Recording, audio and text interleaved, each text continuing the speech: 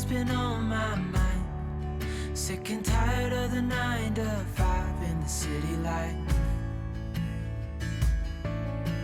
Hey darling, we could get out of town, see the beautiful world around, wanna see it now.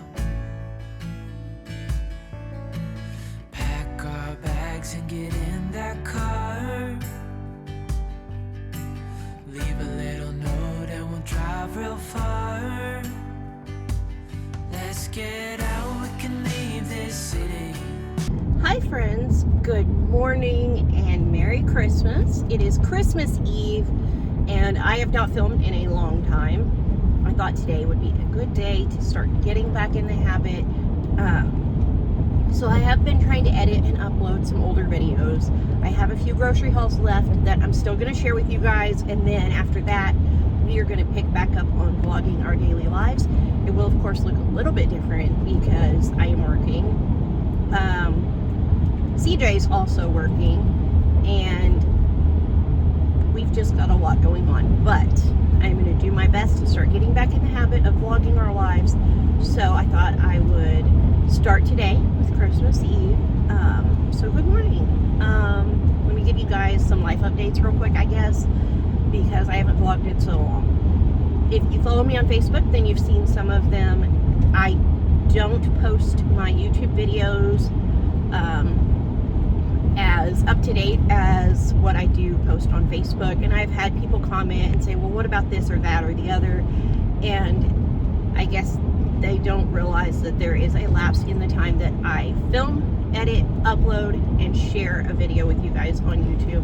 And there's several reasons for that, not just because it does take time, but because of, for safety reasons, like I don't want to post a video that says, hey, we're going to the zoo tomorrow, and post it tonight, and then, you know, who knows we're going to the zoo tomorrow. And so, you know, there's safety reasons involved, and then there's also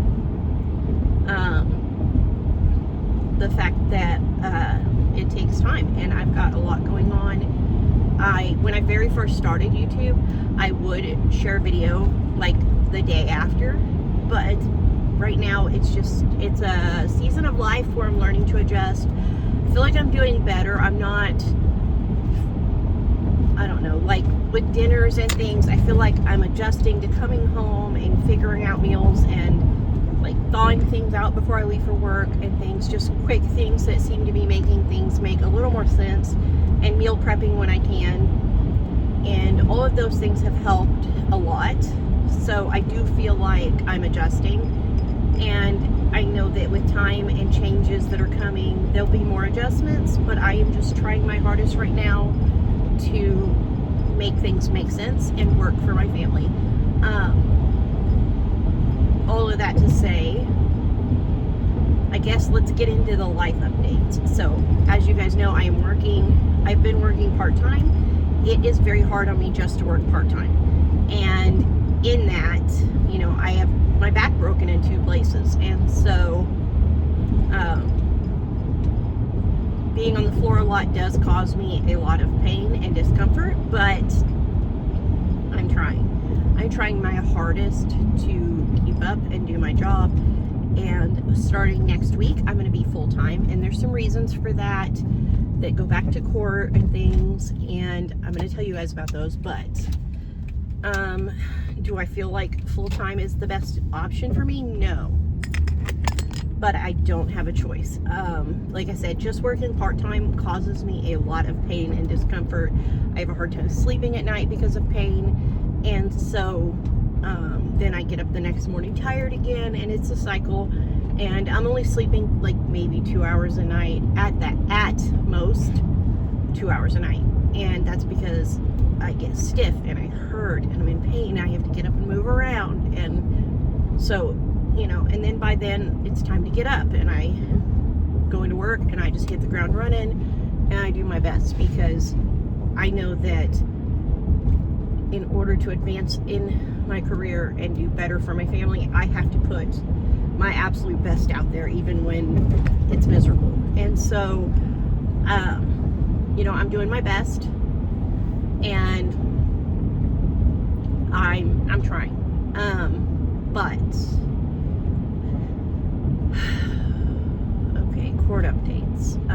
We went back to court last week. James is essentially trading me the house for the kids.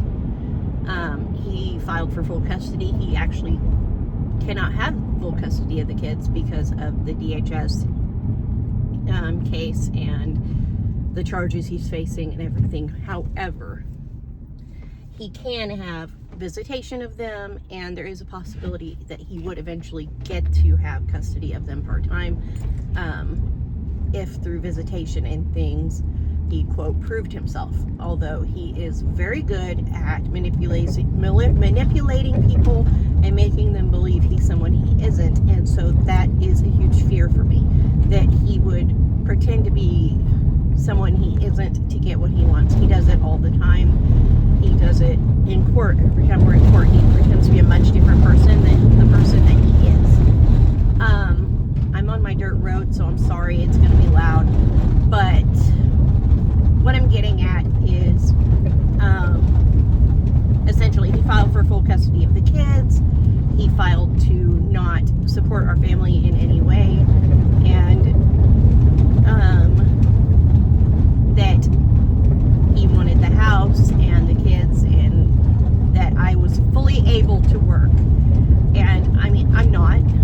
I'm killing myself every day to work, and I'm avoiding a surgery that I really need because I can't afford to have to recover from the surgery. And so it's a whole lot. But we went back and forth in court over it, and he agreed to give me full custody of the kids and not visit them, stay away from them, not cause any more damage in their lives than he already has. And he gets the house. And it sucks. It does, because he's also not paying child support. And I'm going to get myself really upset talking about this. He's not paying any child support.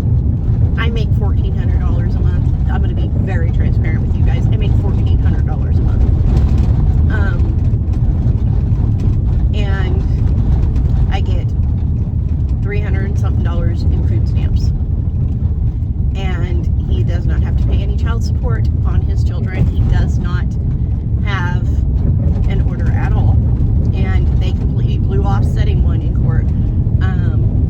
And on top of it, he gets the house. And the cheapest 4-bedroom houses that I have found are $2,000 a month for really bad houses, like in bad parts of town that I do not want my kids in. And it's very, very hard to try to understand the legal system and not be bothered and upset that my kids and I are the ones being punished for escaping. And that is what's happening. We're being punished for escaping. Camera shifted again.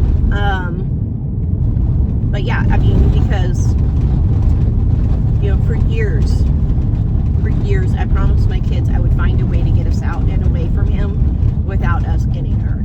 And when James was arrested, you know, I was like, oh, we're going to finally be free of what he's putting us through.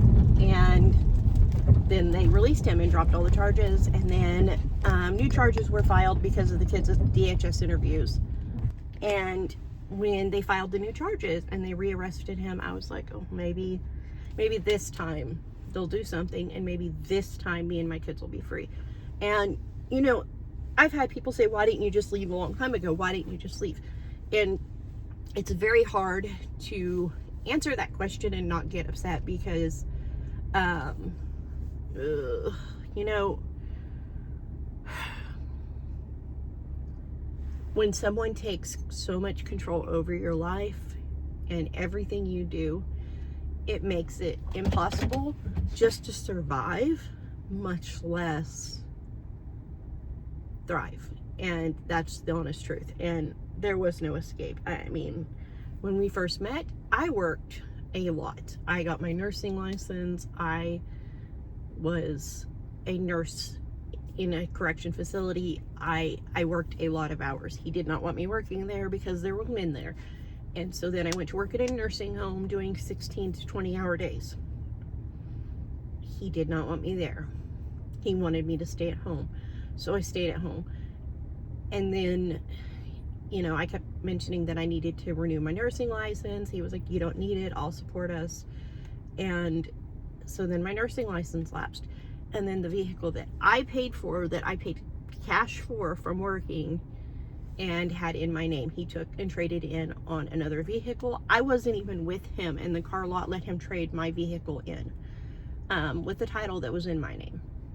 He traded my vehicle in on another car that had payments. He put it in his name. And then since then, every vehicle I've ever driven, he has put in his name and refused to put my name on it. And he does that with everything we own. Everything goes in his name.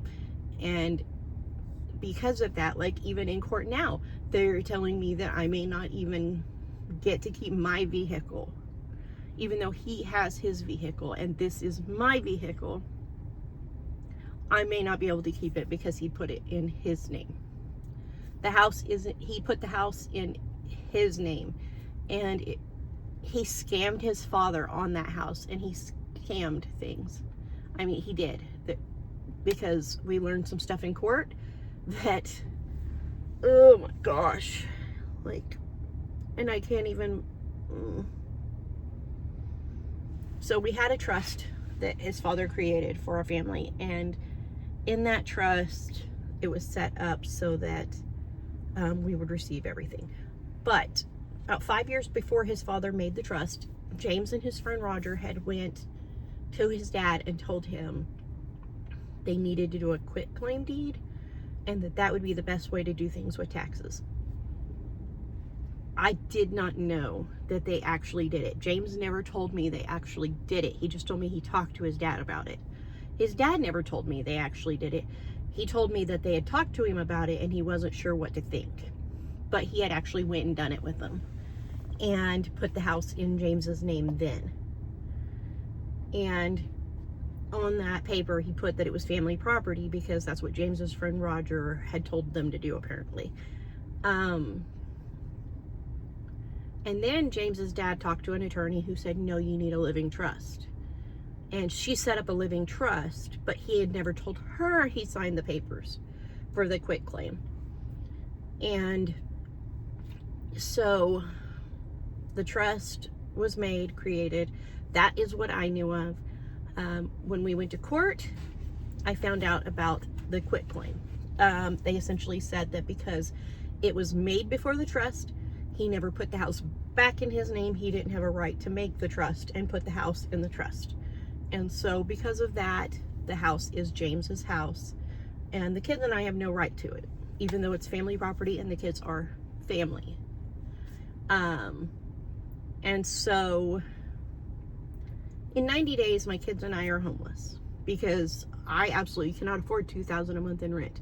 That is why I picked up an extra day a week at work, and I'm going to try to do it. But honestly, like today, I woke up in so much pain I could barely get out of bed, and I have not even switched to full-time till next week. I don't pick up full-time till next week, but today I woke up in so much pain, and I have so much to do, and I don't know how I'm going to do it, but I'm going to do it because I want my kids to have a good Christmas. And it's so hard to try to focus on Christmas when all that's on my mind today is that we have like 87 days to be moved.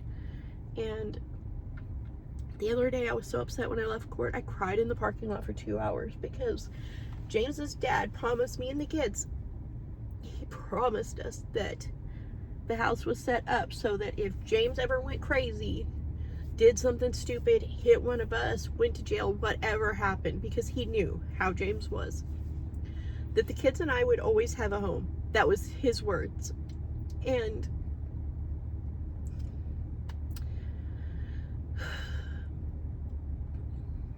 it's very hard that I had to tell, like when I left court, I had to come home and tell my kids about this, and they were so upset. They were like, but this is Papa's house.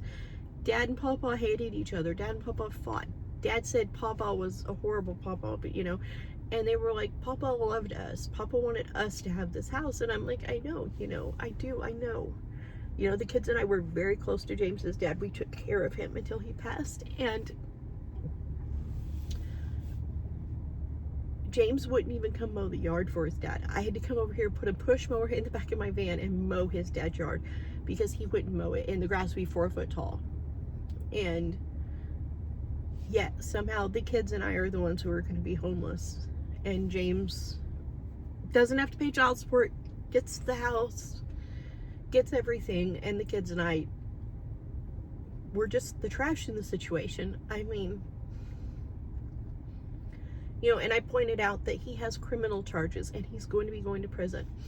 And he's not going to be taking care of his kids in any way, shape, or form. So why shouldn't he have to at least provide them a home? And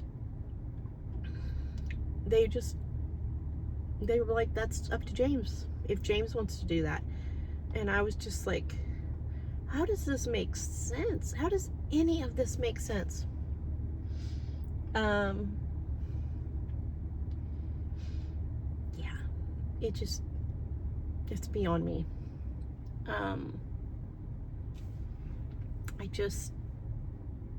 I don't understand any of this, but I'm trying really hard. Like this morning, I got up and I was in so much pain and I have so much to do, and I need to get Christmas cookies made so the kids can frost cookies. I need to get vegetables and stuff prepped for Christmas tomorrow because we're going to do tacos, and I have stuff I ordered the kids for Christmas that never came, and I feel like I'm failing my kids no matter which way I do things or how I do things or how hard I try to do things. And it just sucks. It sucks that James gets to sit across me in court and smile with his arms crossed and be so proud of himself that he doesn't have to support his kids, that he doesn't have to give his kids a home, that he doesn't have to do anything for his kids. You know, he has several sets of kids, so I found out through his DHS cases that he apparently has, that I found out about during his criminal court. He has 8 sets of kids. This is his 8th set of kids in Oklahoma. He has 2 sets of kids in Texas, so he has 10 sets of kids. Never knew that, because he doesn't talk about, spend time with, take care of in any way his children. He just moves from person to person and destroys their lives and destroys the lives of the children he makes. And like, I feel like I'm in some really messed up Dateline episode. That's what I feel like my life is. And I don't know, I just woke up this morning in so much pain and thinking about the fact that it's Christmas Eve, and I wish I had more to be thankful for than what I have. Like, and I know that's selfish and it's wrong, but it just feels very hard. Like, we should be happy and celebrating right now that we're finally free of him, you know, and we have an amazing and supportive church family and all of these things. And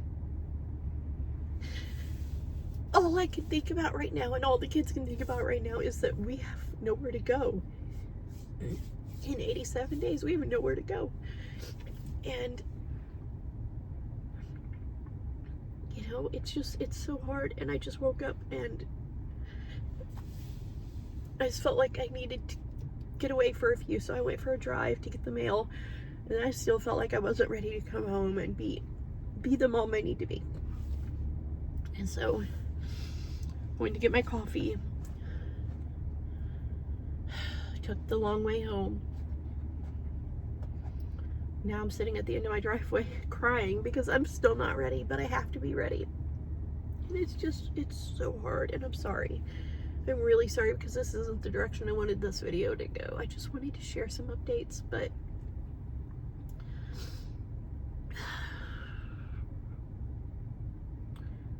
I wish I had decent updates to share. CJ is working. That's a decent update. I mean, CJ is always working. You guys know that. He was doing roofing. He was doing construction, demolition. He was doing rodeo work. He was doing lawn, like, maintenance and stuff. for different people, a bunch of part-time work. But he recently went to work where I work, and he's working there. He's really loving it. I thought he would like it because it's fast-paced, but he loves it, which I'm super happy about because I love it. We work on different shifts though, so when I get off, either me or my dad has to take him to work. Some days he goes in before I get off, because the shift I'm on is kind of like tapered from the other shift. And so, some days he comes in before I'm off. And on those days, oh my gosh, on those days my dad brings him to work. And on some days I get off and I have an hour to get home, get him, and take him to work. And so yeah, it's a great thing that he's got a job now that he really likes. He's only working part-time because he hasn't graduated, but I just thought, you know, he could try it and see how he feels about it, and he loves it. So I'm super happy for him. So yesterday I worked all day, and I had got off work, came home. I had to hurry up and change out of my uniform, put on some makeup, fix Maddie's hair, get everybody in the car, get to the church. Maddie had 2 choir performances with the 2 services we had last night, and then we went to Homeland and got veggies for tacos for tomorrow night for our Christmas dinner. And then we went and picked CJ up from work, and then we came home, and the kids were like, we're hungry, and I was like, I am exhausted, I've been up since 4 a.m. And so Mika made everybody spaghetti, and it was just meatless spaghetti. It was pasta, sauce, diced tomatoes, and mushrooms, and some seasoning. But they ate that. I went to sleep. After I hit that pillow, I went to sleep. I actually slept, I don't know, 5 hours last night, but it hurt so bad. Like, I kept getting up and down during the night, just pain, and I'm in so much pain right now just sitting here. But yeah, I needed to lay down. I was so tired. I don't know. My sister said I was dozing off during one of the services. I probably was, honestly, because I'd been up for like 20 hours at that point. But I could not get it together to stay awake. And I was wore out. And so, yeah, I have no words for how tired I was yesterday. But we did all that, and then I crashed out. So I'm about to go find out if my kitchen is even clean, or if I need to clean up a spaghetti mess before we start making cookies. We're gonna make a bunch of cookies, get ready, go do Mika or Maddie's 2 choir performances and 2 church services, and then we're gonna come home and we are gonna frost cookies, watch Christmas movies, and open presents that have come. I mean, the rest, I don't know what to tell the kids, except they'll come. I mean, I don't know what to tell them. I mean, but yeah. Anyways, I'm gonna get inside.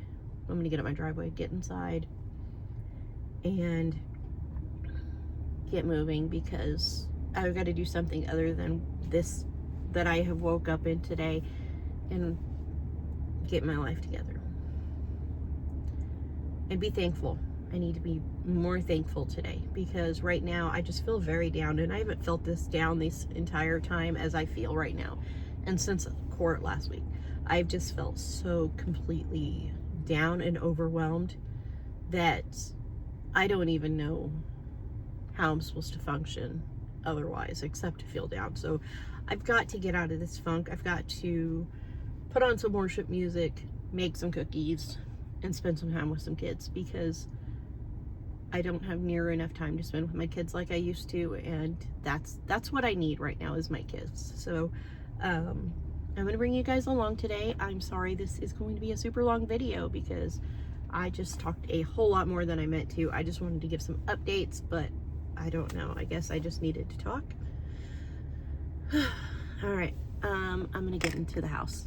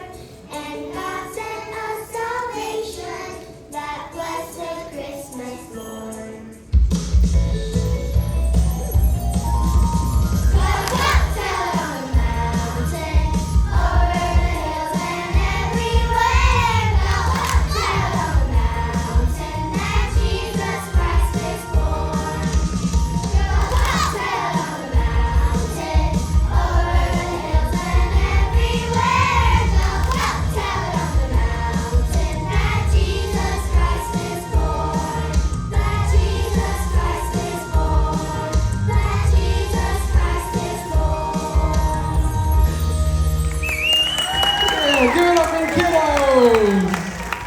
Good job, y'all. Good job. Good job. Good job. Hello.